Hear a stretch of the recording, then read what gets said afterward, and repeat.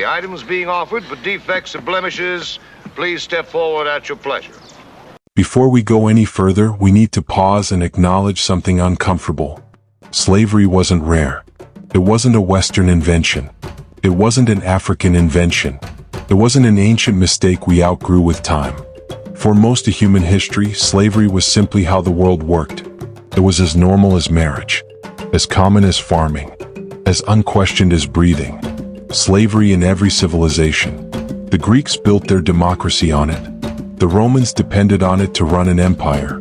China used slave labor for agriculture and monuments. Arab states built trade routes powered by it.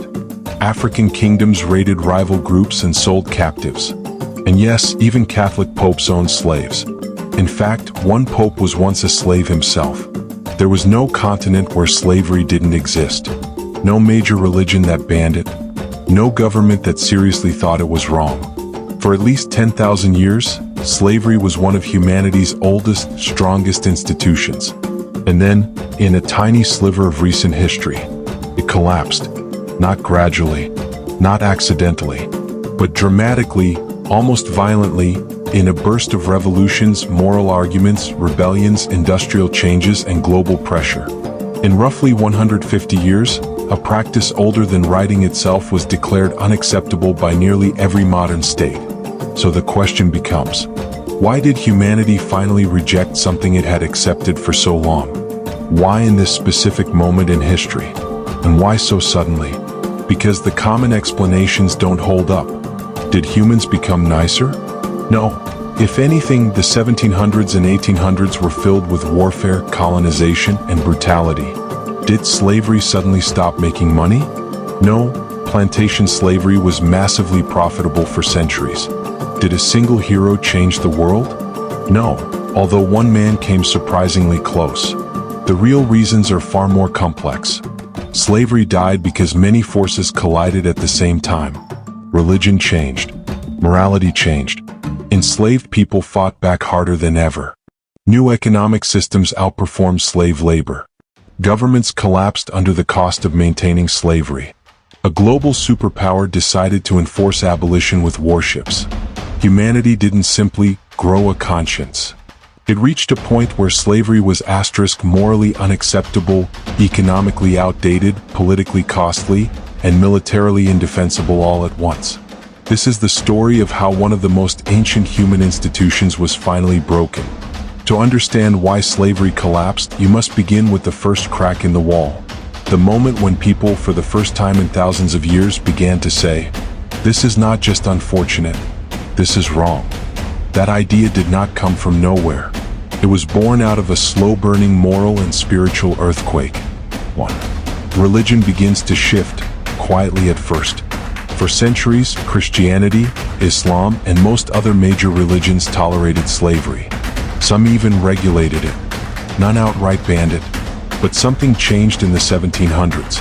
Small religious movements, especially the Quakers, started preaching a radical idea. Every human being has a soul. No soul can be owned. This was explosive.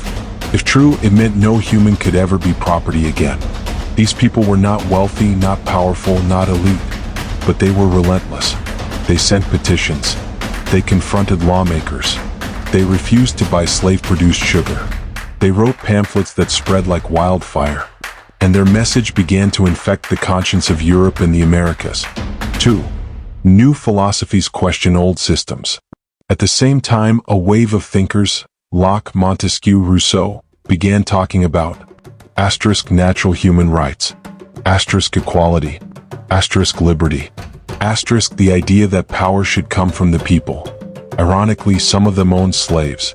But their ideas were bigger than their personal hypocrisy. Their writings spread faster than any ideas in history thanks to the printing press.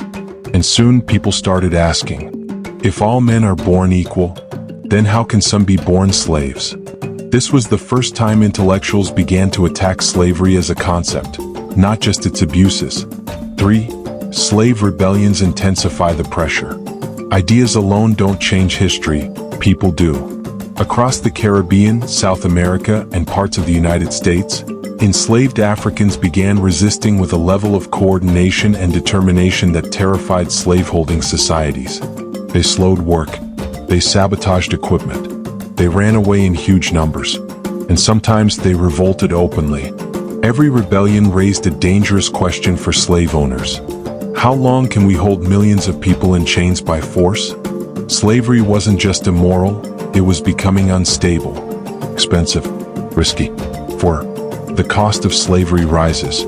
By the late 1700s, maintaining slavery required huge armies, brutal laws, constant fear, and endless punishment. Plantation owners realized something terrible. Slavery only worked if you kept people so crushed they couldn't fight back. And even then, it wasn't enough. The system was like a huge, burning building, profitable on the top floors but rotting and dangerous underneath. 5. The world begins to ask a new question. Morality, philosophy, rebellion, and economics all collided into a single moment. For the first time in human history, millions of ordinary people began to ask, do we have the right to own another human being? Once that question enters the public mind, a society can never go back to the old way. This chapter ends with a simple truth. Slavery didn't end because people suddenly became good. It ended because the world discovered that slavery could no longer survive the new moral and intellectual climate growing around it. The foundation had cracked. The collapse was coming. If the moral and philosophical shifts were the cracks, then the Haitian Revolution was the explosion. The moment the world realized, enslaved people are not just resisting, they can win. This single event terrified every slaveholding empire and inspired every enslaved person across the world. Nothing in global history was the same afterward.